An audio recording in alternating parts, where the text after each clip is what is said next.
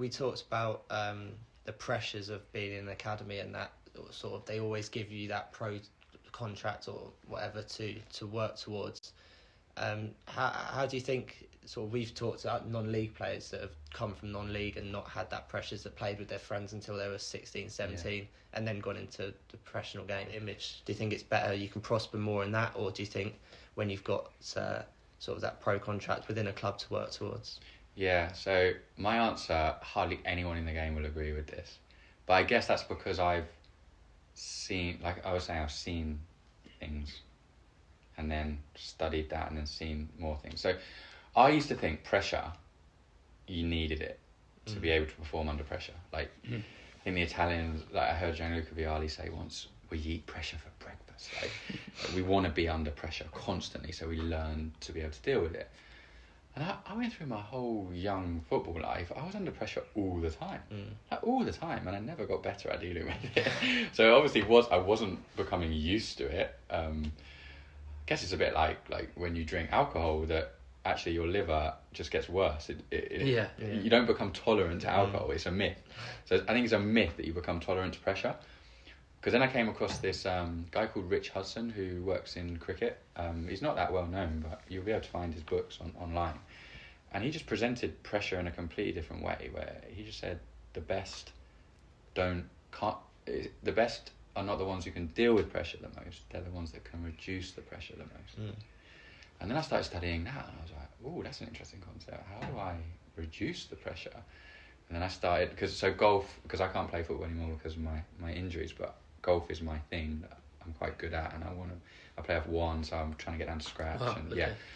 And I remember a few years ago, it was one of my first under par rounds. I was 3 under on the 18th tee, and it was out of bounds on the right.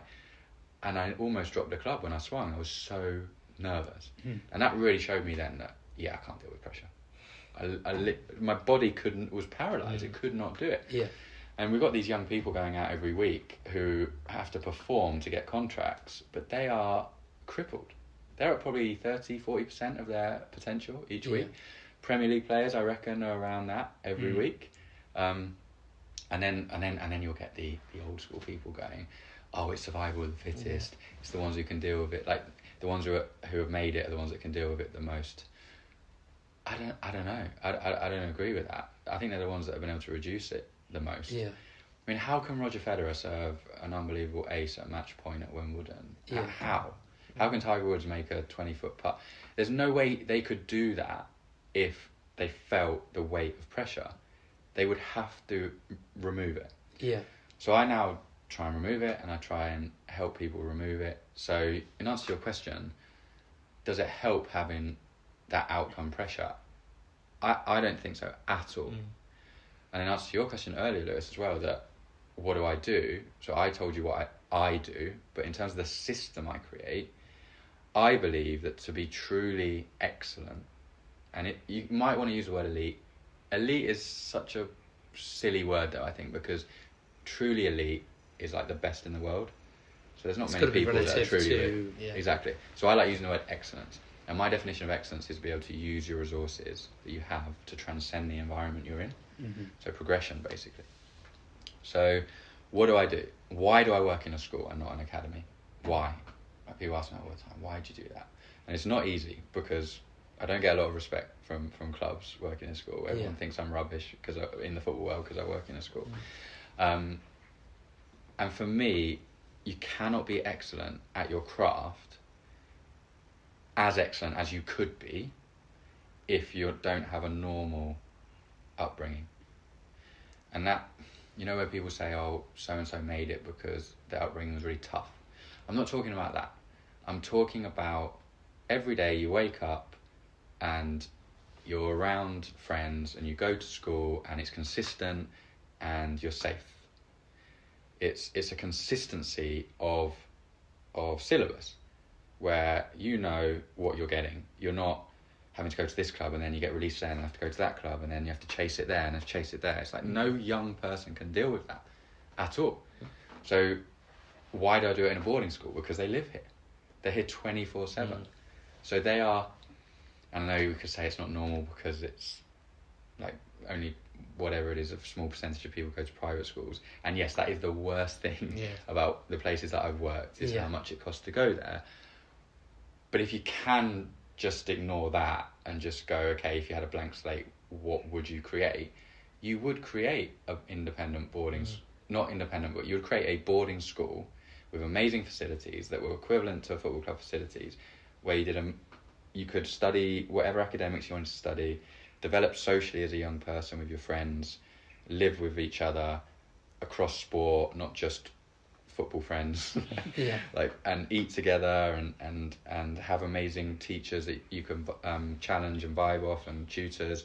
And then when you had your football time, you did elite football or excellent football at the same time. So I think that normal... I remember people in your year, Joel, would say to me, especially like people like yourself who came from academies into the system of mine, would say, oh, I remember how to learn again. Remember how to learn football again. And that's a weird paradox, right? Yeah. The academy system, where these are the best young people in the country, aren't learning football because they're so blocked in their learning because of the pressure of all the external stuff. Yeah. So what I am able to do, because there's no contracts in my system, you don't get released from my system. Once I offer you the chance to be on it, because I have to be careful, I can't offer everyone a chance to be on it, because if your physical attributes or your talent at that point is not there, you're going to drown, and I don't want anyone to drown. But if you're good enough to come on it, and I offer you a chance to be on it, you're never going to get released from it. If you're struggling at any point, if it's 5 years or 2 years, if you're in the sixth form, it's my job to help you find your talent. Yeah.